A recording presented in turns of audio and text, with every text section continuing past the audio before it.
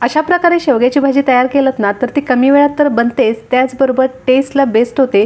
कारण गावरान पद्धतीने अतिशय झणझणीत अशी शेवग्याची भाजी तयार करणार आहोत. त्यासाठी इथे मी 150 ग्राम शेवगा घेतला आहे. शेवगा धुवून घ्यायचा आहे. धुवून घेतल्यानंतर शेवग्याच्या पुढील आणि मागील दोन्हीही भाग थोडेसे कट करायचे आहेत. त्यानंतर एका बोटाच्या साईजनुसार हे कट करून घ्यायचे आहेत. चाकूने कट केल्यानंतर त्याचे जे शिरा निघतात किंवा त्याचे जे धागे निघतात ना ते अशा प्रकारे काढून घ्यायचं आहे, किंवा याला साल देखील म्हणू शकता तुम्ही. शेवग्याची साल खूप जास्त काढायची नाही. शेवग्याची जर जास्त साल काढली गेली तर शेवगा चवीला लागत नाही. तर अशा प्रकारे शेवगा चिरून झाला आहे.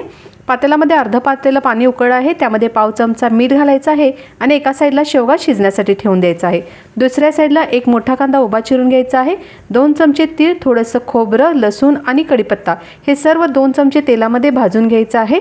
त्याचबरोबर कोथिंबीर घेतली आहे. कोथिंबीर देठासकट घ्यायची आहे, त्यामुळे भाजीला चव खूप छान येते. आता हे सर्व जिन्नस मिक्सरमध्ये घालायचे आहेत. मिक्सरमध्ये पाणी न घालता हे पेस्ट तयार करून घ्यायची आहे. आता ही पेस्ट तयार झाली आहे. शेवगा देखील शिजला गेला आहे. गॅसवरती कढई ठेवायची आहे. कढईमध्ये 4 चमचे तेल घालायचं आहे. तेल गरम झाल्यानंतर यामध्ये अर्धा चमचा मोहरी, अर्धा चमचा जिरे, थोडीशी हिंग पावडर आणि तयार करून घेतलेली पेस्ट घालायची आहे. गॅस मध्यम आचेवरती चालू ठेवायचा आहे आणि 1 मिनिटासाठी ही पेस्ट भाजून घ्यायची आहे. यामध्ये काही बेसिकचे मसाले घालू, जसे की पाव चमचा हळद, 1.5 चमचा लाल तिखट, अर्धा चमचा मीठ, अर्धा चमचा जिरे पावडर, 1 चमचा धने पावडर. मीठ इथे अर्धा चमचा वापरला आहे, कारण शेवगा शिजताना ऑलरेडी आपण त्यामध्ये पाव चमचा मीठ घातलं होतं. हे अंदाज बरोबर लक्षात ठेवूनच इथे मीठ वापरायचं आहे. हे सर्व जिन्नस मिक्स करून घेऊ.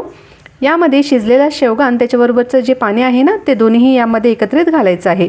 आणखी अर्धा ग्लास पाणी घालून भाजीला 2 ते 3 अशी उकळी येऊ द्यायची आहे. गॅस मोठ्या आचेवरती चालू करायचा आहे आणि अशा प्रकारे अगदी कमी वेळामध्ये ही गावरान पद्धतीने झणझणीत अशी शेवग्याची भाजी तयार झाली आहे. एका साईडला तुम्ही शेवगा शिजवून घेतलात आणि दुसऱ्या साईडला भाजीची तयारी केलात ना तर ही भाजी खूप कमी वेळामध्ये आणि पटकन तयार होते. आता ही भाजी इतकी छान झाली आहे की बघता क्षणी खावीशी वाटते. तर तुम्हाला देखील रेसिपी नक्की आवडली ना तर तुम्ही देखील नक्की ट्राय करून बघा. तुम्हाला देखील खूपच आवडेल.